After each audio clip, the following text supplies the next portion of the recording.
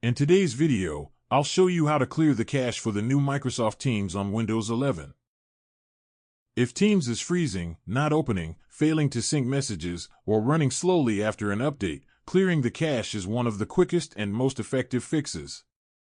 The process only takes a few minutes.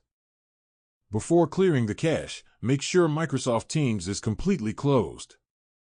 Check the system tray, right-click the Microsoft Teams icon, and select Quit. Then open Task Manager and confirm that Microsoft Teams is no longer running. If it is, end the task to ensure no files are in use. Next, open the Run dialog and paste the following path, then press Enter.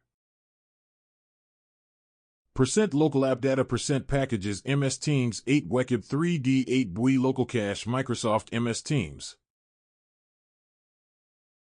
This folder contains the cache files for the new Microsoft Teams on Windows 11, not the classic version.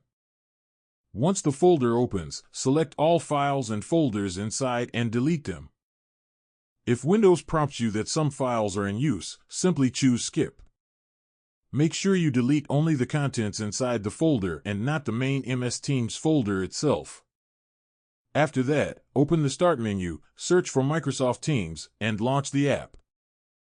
You may be prompted to sign in again, which is normal. Teams will automatically rebuild fresh cache files in the background. Clearing the Teams cache is helpful if the app won't open, crashes frequently, messages or channels fail to load, sign-in gets stuck, Teams slows down after updates, or audio and video issues occur during meetings. That's how to clear the new Microsoft Teams cache on Windows 11.